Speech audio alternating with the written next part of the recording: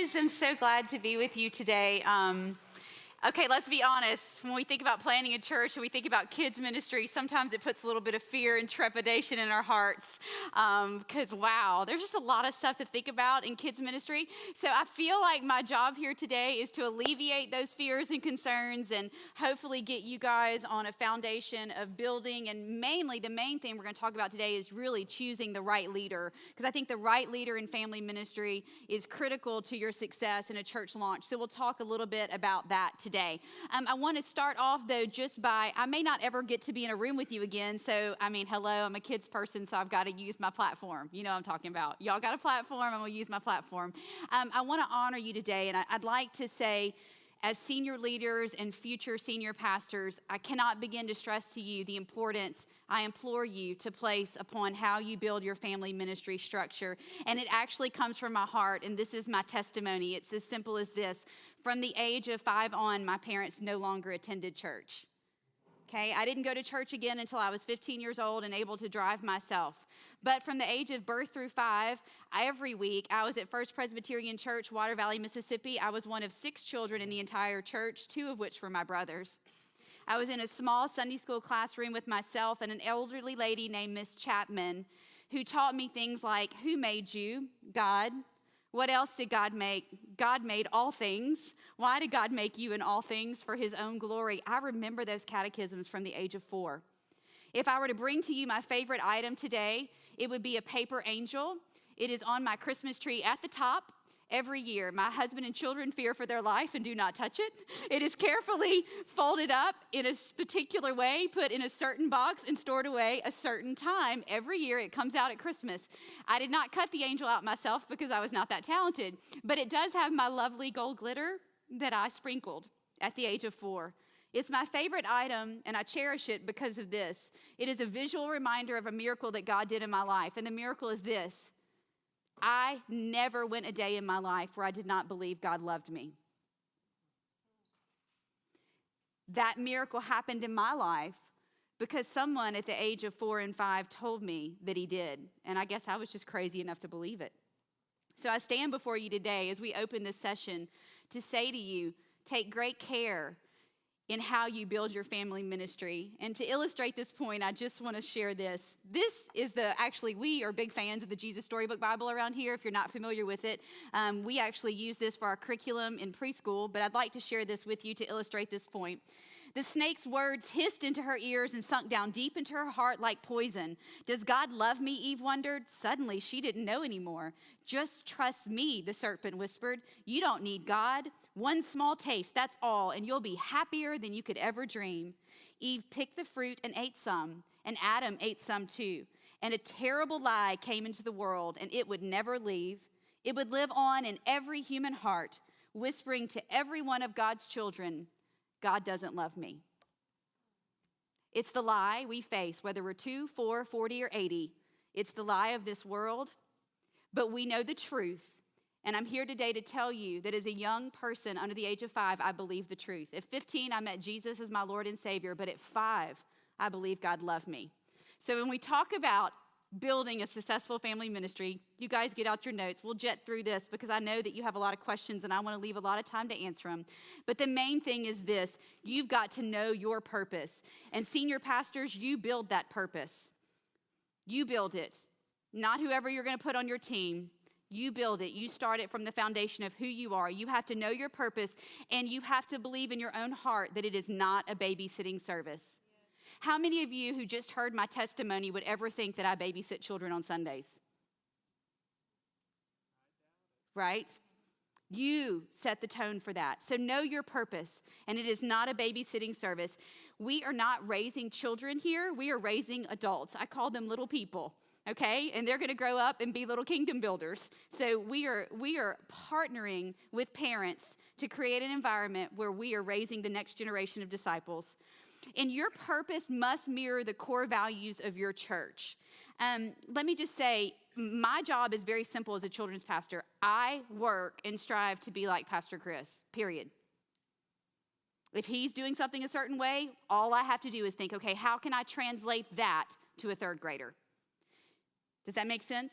So when I say it has to begin with you as the senior pastor, you've got to think about when you build your family ministry, it needs to mirror as much as possible what you're doing in big church. Little church needs to match. We don't want to have a tiny little kingdom of tiny little people over here doing our own tiny little projects. We want to have big kingdom, big vision, one house. So must mirror the core values of your church. And remember that we're taking families on a journey. So if we have tiny little kingdom mentality, which has been the case sometimes in children's ministry, we're not making a very clear path for parents. So we want, again, one vision, one system. We want to take families on a journey from baby to elementary to youth. We don't want a million stops and turns along the way. Discipleship is done through facilitating the parent rather than replacing them. And let me just say, when you go to build the expectations that you will have expectations on your family department, you should. We all rise and fall on expectations. But let me say this, be realistic in what you want to accomplish. With this being said, you're going to have a child in your ministry no more than 40 hours a year. That's a well-attending family who only misses for a soccer tournament, grandma in the hospital, and Thanksgiving. You've got 40 hours a year with that child. A parent has 3,000 hours. So you have to decide when you're building your ministry model, where do you want to leverage your influence? You want to leverage your influence with a very clear and systematic structure that appeals to the parents because they are the disciplers of the children, not the 40 hours a week you have them. My goal on a Sunday morning is simply this for our ministry. Did we tell a child the truth today? Because we got 1 hour. Did we tell them the truth? And then do we equip parents in the whole course of our ministry at Church of the Highlands to reach our families? There's a couple of things that we think about when we talk about items for a successful family ministry. I know sometimes we see facilities and it's like, oh my gosh, if I could just have that auditorium or if I could just have this, then everything would be great. Let me relieve you. We still set up and tear down every week. Every week here at Church of the Highlands, at multiple campuses, our kids' ministries are still setting up, tearing down, loading up, putting on a trailer, and putting back down. So every decision that we make in determining what we buy and what we use is still actually based from a portable model. So the main thing, rooms need to be safe and age appropriate. They say there's 3 things that make a successful family ministry. Is it safe? Did they get the main point? And is it fun? But all of us that are responsible for children on a Sunday know it's really, is it safe? Is it safe? Is it safe? Because without safety, we've lost all the credibility of the other. So it's all about safety in the types of things you purchase and how you set up your rooms. And your equipment needs to be fun, durable, and portable. Portable being key. Again, and let me say on some of our resources I'll share with you, we have spent 11 years figuring out which hula hoop is the right hula hoop. Please, I beg of you, don't go to Walmart and buy the hula hoop, okay? We've learned which toys and which things pack up well and which ones don't. And so we've made lists of those that I'll share with you. Feel free to look at them, learn from our successes in this area, because again, we still set up and tear down every week in our kids' ministry. Next, there's a couple of systems. You know, when you think about children's ministry, I mean, I'm sorry, we kind of have a lot of rules. I feel like I'm the rule department of the church, and I'm not a rule person, so it freaks me out. But I do know that policies are so incredibly important, and you've got to have good policies from the get-go. So a couple things you have to have. One, you've got to have a check-in system. Got to have a check-in system. And I implore you, if at all possible, have a computer check-in system from day one. And I'll tell you a couple of reasons why, if I were going to spend money, I would spend in that direction. One, it enables you to garnish a lot of data from your first-time guests that you may not get from a connection card or whatever tool you're going to get in the auditorium. So it's an incredible way to get information from your guest. Two, the obvious security benefits are huge to a computer check-in system. And three, from a ministry standpoint, there is nothing like being able to stand at a door and call every child by name. And I know that seems crazy that I would say that, but my privilege on Sunday, my main job is to stand there and touch each child and call their name. Guess what? I can't do that without that little magical name tag. It's awesome. And parents hear that, and it is such a blessing. And I just feel like we're speaking a blessing when we're able to call those children by name and acknowledge them by name. And that is such a ministry win that I would implore you, if at all possible, have a computer check-in system. If you cannot, have some type of check-in system, whether it's the wristbands that you can order that have the matching tag for the parent and the child, but you need to have such strong security set up from day one. Security is the number one need of the parent, especially the mom. So having some type of security check-in system is critical from day one. I would implore you to consider your budget and make a computerized check-in a priority if you can. The second thing is you need to run a security background check on every volunteer that serves with minors, period. Again, it's so interesting when you're thinking about policies and procedures for family ministry. There are two filters that I think about when I make every decision. I would encourage you when you choose your leader in this area to have a person who thinks about these things. If their brain does not naturally go to this, then they're probably not your leader. And these are my two filters for every decision. One, does it protect the child? And two, does it protect the ministry? Every decision that I make regarding policy, procedure, what we buy, what we do is always run through those filters. Is the child going to be safe? And am I protecting Church of the Highlands? This is the home that I've been given stewardship of. So am I protecting the ministry? Background checks are a great example of that. Background checks are actually a protect the ministry decision. We know that only 3% of offenders are actually caught through a background check. So it's actually our policies that keep our children safer than the background check. But background checks protect your ministry because you can say legally we have done everything we can do to keep offenders and those that would have ill intentions toward children out of our ministry by having really strong policies and procedures like no one's ever alone with a child, and the fact that we run background checks. Here at Church of the Highlands, we use Secure Search. Secure Search is who we use for background checks. That particular company marries one with Fellowship One, which is who we use for our check-in system. Fellowship One is the company that we use. In the past, we have used a company called Key Search. In earlier years, we used Key Search. We had good results with them. We switched to Secure Search because, again, they just happen to work well with the particular data system that we're using. That's who we use currently. And the last thing that you have to have in place is training and procedures.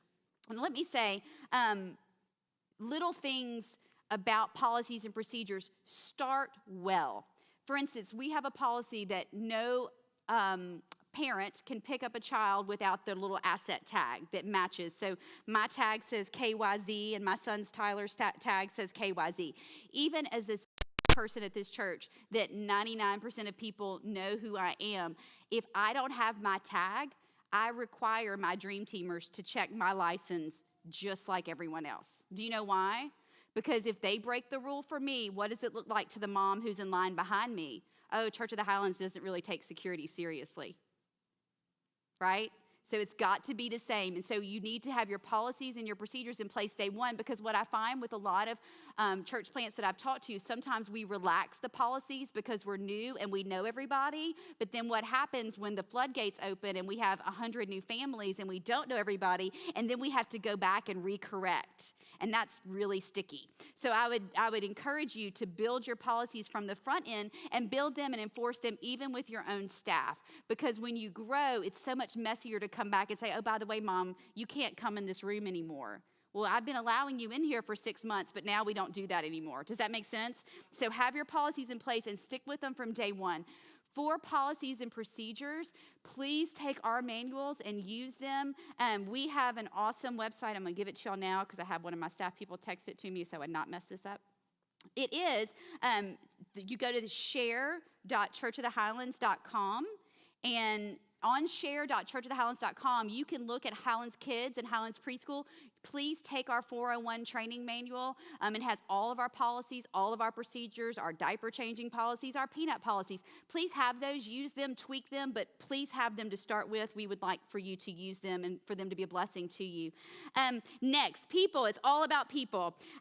This is really, I think, where the rubber meets the road. You must have a confident and flexible leader.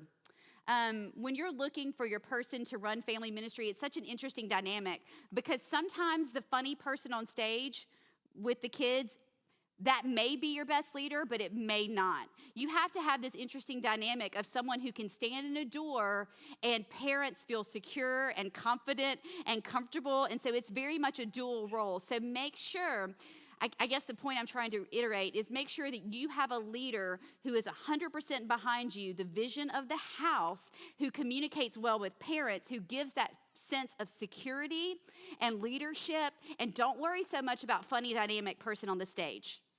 That would be my advice to you.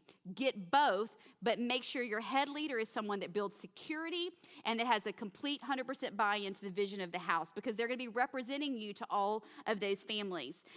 Next, we want to talk about workers and do we have paid versus unpaid. Let me share a little bit about that here at Church of the Highlands. In elementary, we really don't have outside of our full-time staff, we just don't have a lot of paid. In nursery preschool, I do make an allowance for one paid lead teacher per room. That's our allotment. There are other churches that do staff a lot more than that. But we have one lead teacher role per room that is a paid part-time. The reason that I do that is because at the nursery age and up through preschool, there's a certain amount of consistency that, again, builds security, particularly in the realm for the mom. And so it's very helpful to know that they're going to see that same face every week. And so for that reason, what we will do is take a really all-star dream teamer who is just knocking it out of the park and passionate about little people, and we will ask them, hi, would you like to come on and serve on a more regular basis on a Sunday? So they may serve multiple services, but it gives that consistency to leadership in that classroom, because a lot of our leaders are an every other week serve. So we do have a small percentage of paid staff only in our nursery preschool realm. One of the things that I know in church plants that has happened, and we did this here at Highlands, sometimes you can approach a nanny service. It's like, how do you start day one? When we started day one at Highlands, we did hire a nanny service. The great thing about that for your nursery age is that they're background checked and they've been through, a certain amount of combing through their history, and they have obviously a history with childcare, and that's actually a pretty good launch tool. If you look at your launch team and you don't have anyone passionate about kids and you need to open up, that's a good way to start, and that's how we started here. A couple of things that parents are looking for. This is critical. On Sundays, we have our little people audience, but really we have our big people audience is our main audience, the parents. It's interesting. We live in a child-centered society, and so it doesn't matter how great we preach or how awesome the coffee is. Studies show that people won't come back if their kids aren't happy. Okay, and so it doesn't matter how awesome you are in the pulpit, which you are all going to knock it out of the park. If little Johnny and little Susie do not like it, after week 3, they will find somewhere else to go, and that's the reality. And so there's a couple of things that we do. One, parents are looking for a smooth entry. You've got to know your audience. Most of them have really struggled to get to church on time. They fought in the car. Someone may have said a bad word. The dress is on backwards. The baby has spit up on themselves. All these things have happened, and they walk in the door 15 minutes late. Okay, that is your visitor. That is your guest, and that's what you're dealing with. So you have to make sure that getting the kids into the classroom is smooth and easy and clear.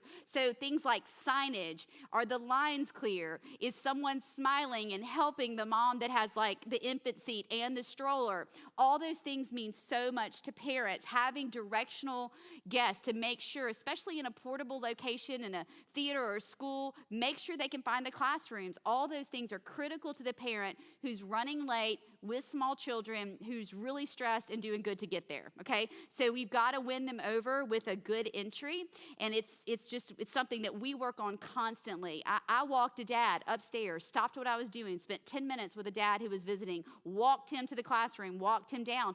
Why? He will be back because I took the time to invest in him and his 4-year-old last Sunday, okay? You've got to have the right mentality for entry. Second, this is huge. They're looking for a safe and a clean environment. We talked a little bit about safety, but let me stress cleanliness.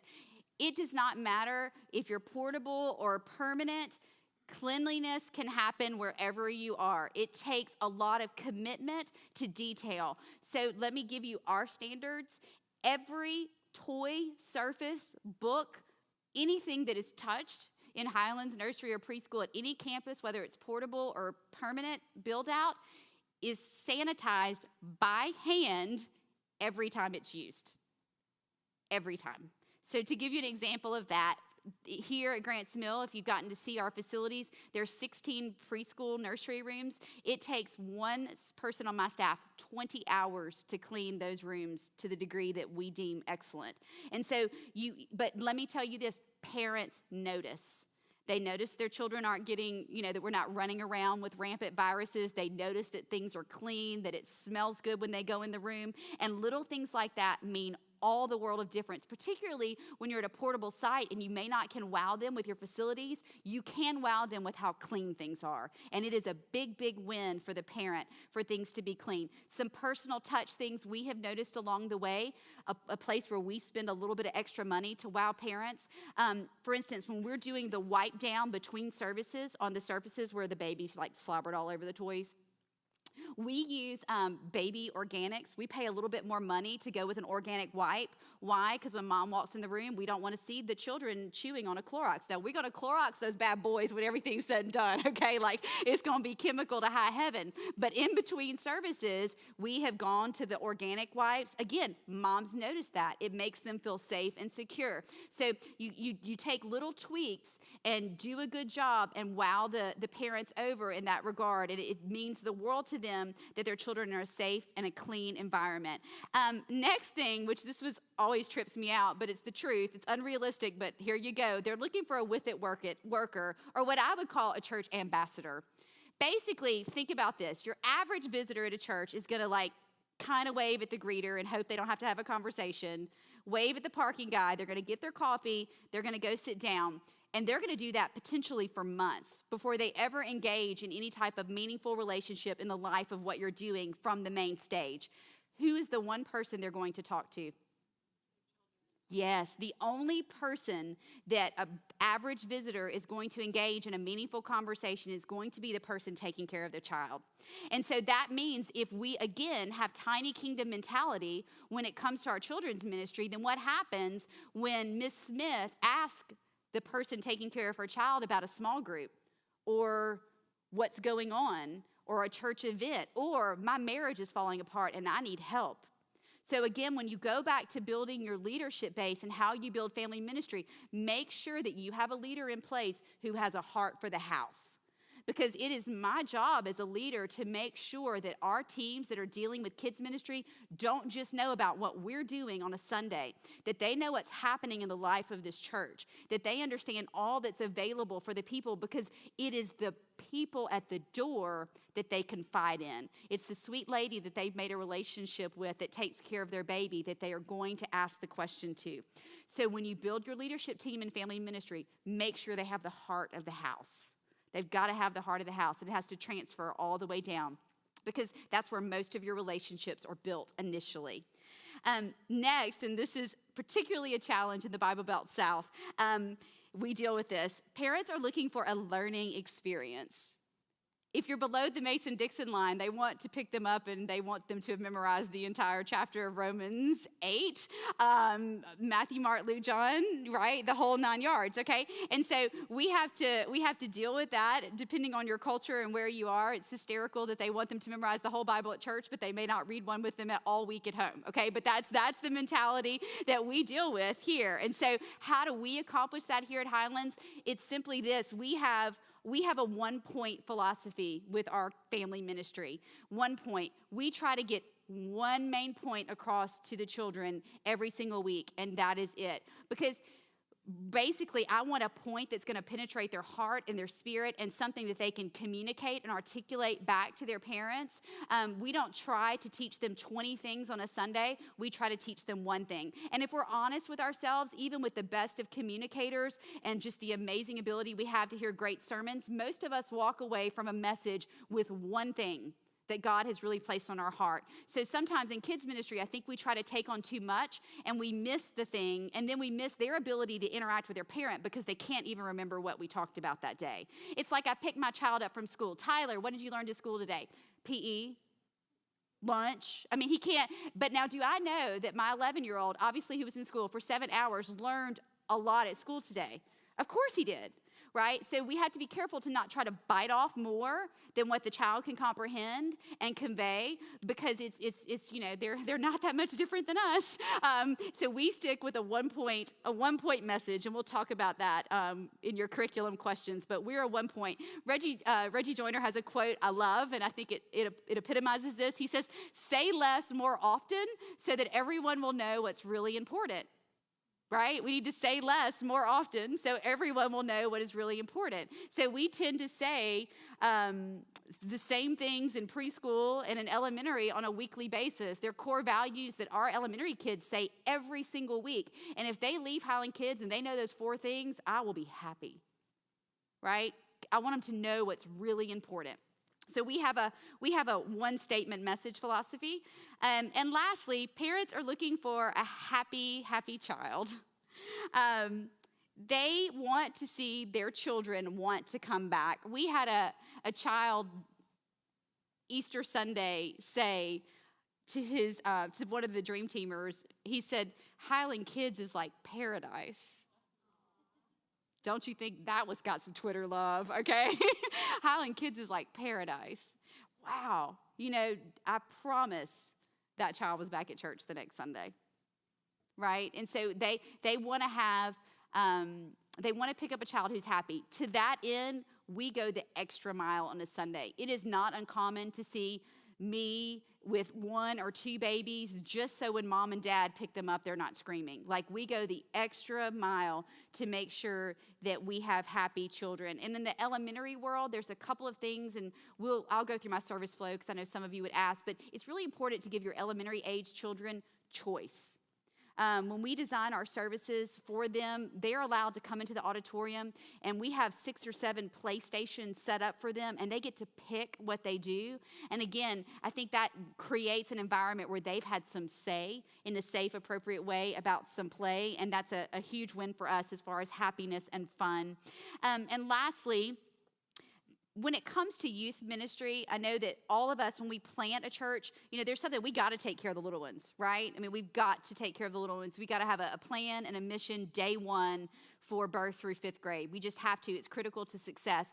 But I don't think that the same is necessarily true with youth ministry. Our advice to you would be to start really small. Switch, our youth ministry started as a small group at Lane Strand's house, I believe. It's a small group. And I think that you have to give yourself credit that the type of services that you're going to be doing on a Sunday morning are so relevant. They're so much cooler than anything else that these young people probably will have experienced, that you don't have to feel the same pressure to pull out the smoke and the fireworks and the lights day 1, because your Sunday experience is going to be so relevant that it's not necessary to start out with all the bells and whistles there. I would start out with as many bells and whistles as you can in that nursery, preschool, elementary age.